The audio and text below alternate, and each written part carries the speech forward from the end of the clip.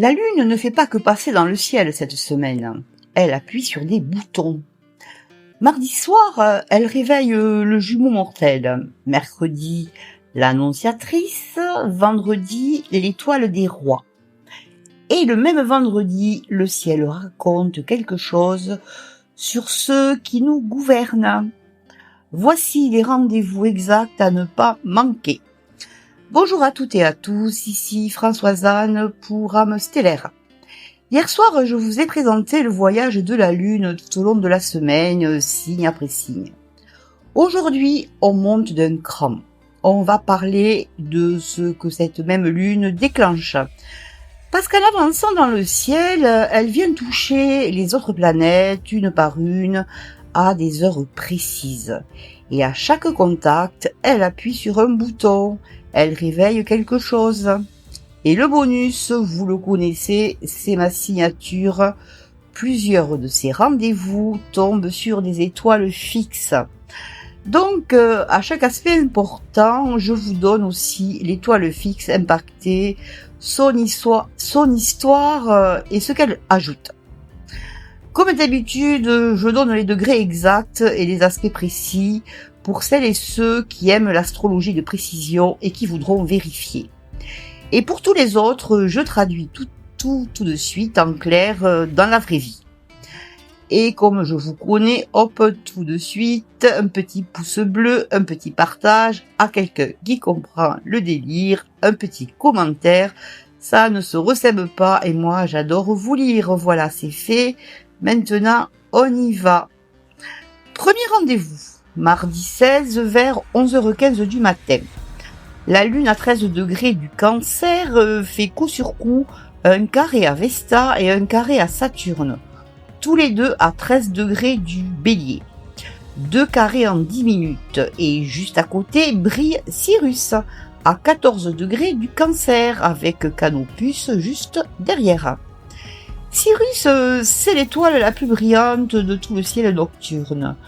Pour les Égyptiens, c'était l'étoile d'Isis, la grande déesse. Son lever annonçait la crue du Nil, le retour de la vie, le nouvel an égyptien. L'étoile de la promesse sacrée. Et Canopus, c'est l'étoile du grand navigateur, celle qui tient le cap dans la nuit. Concrètement, dans la vraie vie, une matinée ou une grande aspiration se cogne à un mur de réalité. Vous avez une belle idée et le réel répond « Oui, mais il va falloir bosser ». Potentiellement, ça peut donner une journée frustrante. On se sent freiné. Ou alors, si vous l'acceptez, une journée fondatrice où vous posez la première pierre sérieuse d'un grand projet.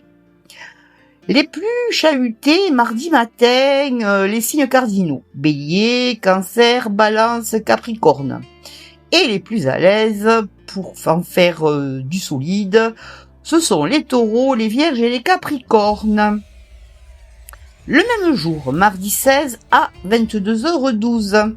La Lune rejoint Mercure à 20 degrés du Cancer sur l'étoile Castor, à 20 degrés et demi du Cancer. Castor, c'est l'un des jumeaux des Gémeaux, les Dioscures, Castor et Pollux.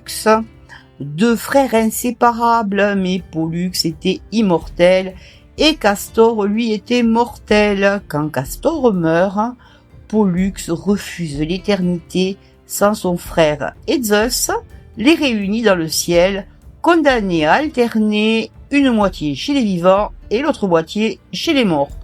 Castor, c'est la parole vive, l'écriture, l'intelligence rapide, mais aussi la dualité, le double discours. Concrètement, la parole est brillante, inspirée.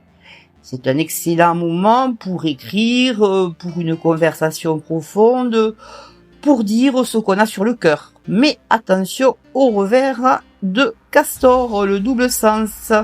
Méfiez-vous des malentendus, des mots qui dépassent la pensée, des promesses du soir regrettées le matin.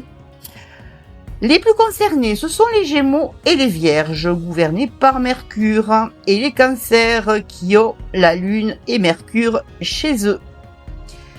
Mercredi 17 à 9h41, la Lune rejoint Jupiter, la grande bénéfique, à 27 degrés du Cancer sur Procyon, à 26 degrés du Cancer.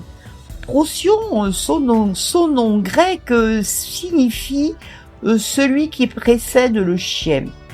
Elle se lève juste avant Cyrus, c'est l'annonciatrice, la messagère qui arrive avant la grande nouvelle. Et le chien céleste en Égypte, c'est le domaine d'Anubis, le dieu à tête de chacal, le gardien des passages.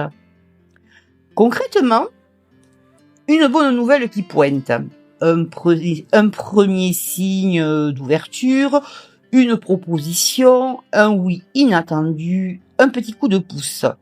Procyon, c'est la conte de l'abondance, mais elle donne vite et reprend aussi vite à celui qui s'endort dessus. Donc, saisissez l'occasion, ne vous reposez pas dessus. Les plus favorisés, ce sont les cancers qui ont Jupiter chez eux, Scorpion et Poisson, les signes d'eau également. Maintenant, le rendez-vous le plus intense de la semaine, mercredi 17 à 22h28. La Lune se pose sur Vénus à 5 degrés du Lion.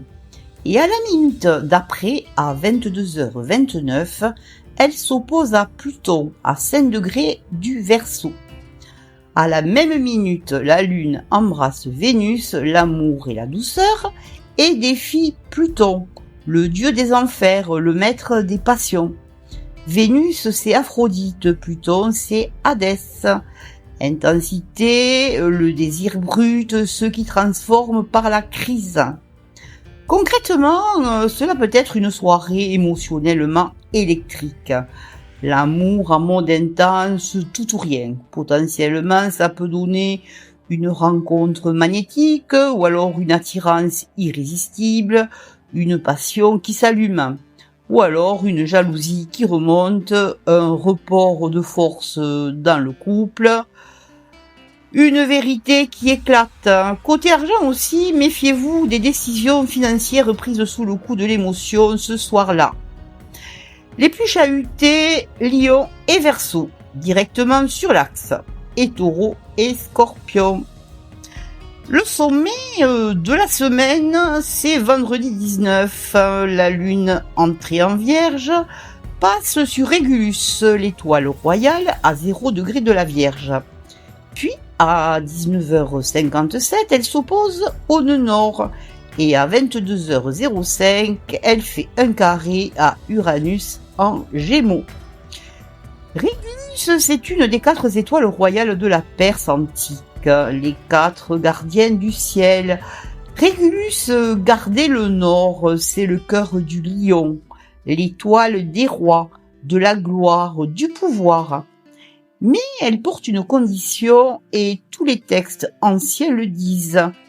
Régulus s'élève très haut, mais elle fait chuter brutalement celui qui cède à la vengeance, à l'orgueil ou à l'abus de pouvoir. Sa gloire est conditionnelle.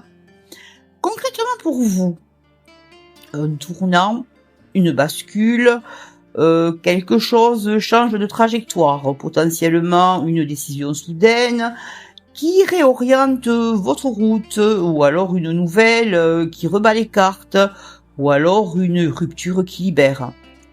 Une soirée de destin.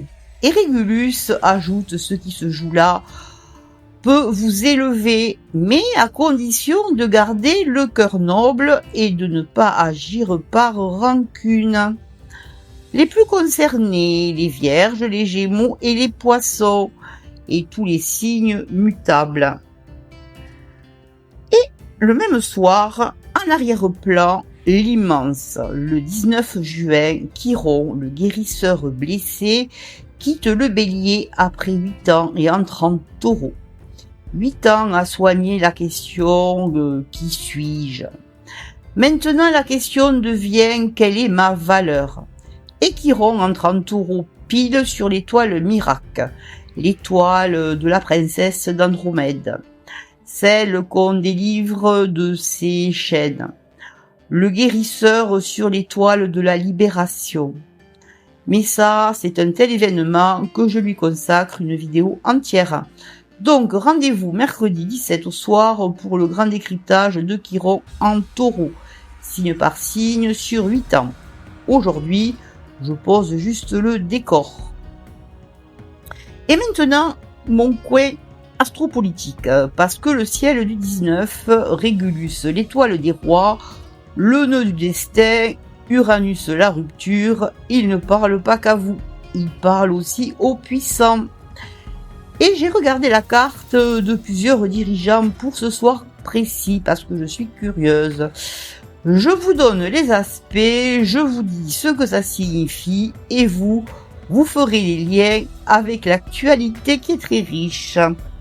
Alors tout d'abord Trump, sur sa carte du 19 mars, exactement sur son milieu du ciel, à une orbe de 0°37'.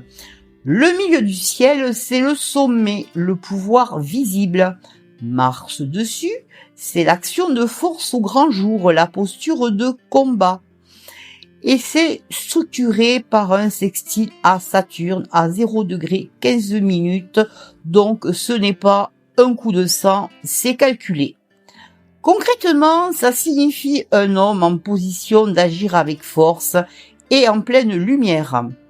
Potentiellement, un coup d'éclat, une démonstration, une décision spectaculaire. En face, Neptune oppose son Neptune natal. La dissolution des illusions, la vision qui se recompose. Donc, une action forte, posée dans un brouillard de perception. En suivant, Macron. Sur sa carte du 19, le soleil oppose son soleil natal à une orbe de 0°51' et oppose aussi son mercure natal. L'opposition au soleil, c'est la confrontation, la mise en face de soi, la contestation. Jupiter oppose son ascendant à 0°59'. C'est l'excès, la surexposition, le trop. Concrètement, un homme contexté, exposé, qui en fait beaucoup plus que ce qu'on lui demande, mais qui fait 4 trigones à sa carte, à son soleil, son mercure, son Saturne, son Jupiter. Ça signifie une capacité de rebond et de se réinventer. Concrètement, il est sous pression et contesté, il se met en scène, mais il ne s'effondre pas. Nous allons avoir du cirque cette semaine. Netanyahou, sur sa carte du 19, Jupiter carré son soleil natal à une orbe de 0°14', quasi exact. Jupiter au carré du soleil, c'est la démesure, le jugement faussé, le trop qui mène à la faute, celui qui surestime ses forces. Et Lilith sur son ascendant, la pulsion non maîtrisée, ce qui agit depuis l'ombre. Et Mars trigone son Jupiter, l'énergie d'action disponible. Concrètement, un homme poussé à la démesure, dont le jugement est déformé par l'excès et qui a les moyens d'agir. Potentiellement le geste disproportionné, l'acte de trop. C'est une affaire à suivre de très près. Xi Jinping, sur sa carte du 19, Pallas carré Uranus à une orbe de 0°11'. Quasi exact. Pallas, c'est l'intelligence stratégique. Au carré d'Uranus, c'est une stratégie bousculée par l'imprévu ou un coup tactique soudain en réaction à une rupture. Le nœud nord trigone son Mars natal, le destin qui favorise son action, et Mercure carré Saturne, la parole verrouillée, le secret. Concrètement, un stratège qui réagit vite à un imprévu, qui calcule et qui ne communique pas. Pluton oppose sa lune, une pression profonde. Maintenant, Poutine, sur sa carte du 19, Saturne oppose son soleil natal à une orbe de 0 degré 19 minutes. Saturne au soleil, c'est l'épreuve, le poids, la contrainte, l'isolement, la responsabilité écrasante. Uranus conjoint sa lune natale à 0 degré 12 minutes, l'instabilité soudaine, la pression émotionnelle ou alors populaire. Et Mars, carré Pluton, la tension explosive contenue. Concrètement, c'est un homme sous très forte contrainte qui subit une pression lourde et qui se retient plus qu'il n'agit. Et deux nations, pour finir. La carte d'Israël en tant que pays. Le 19, à Mars, exactement sur son soleil national à une orbe de 0 degré et 0,6 minutes, l'énergie guerrière au cœur de l'identité. Et le soleil oppose son Jupiter, la démesure. Une carte d'action et d'excès. La carte de l'Iran, le même jour, a un retour de Jupiter sur lui-même et Pallas en harmonie avec son ascendant. Une carte de consolidation, de position assise, de résilience. Deux énergies totalement opposées. L'initiative d'un côté, la posture défensive de l'autre. Voilà les cartes, je pose les aspects, je vous dis ce qu'ils signifient, le reste, ce qui se passera vraiment, on l'observe ensemble dans les prochains jours. Et méfiez-vous de tout ce qui sera annoncé avec trop d'assurance dans cette période.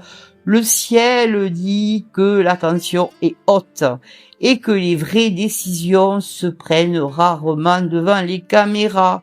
Il y a beaucoup de choses que l'on ne saura peut-être jamais.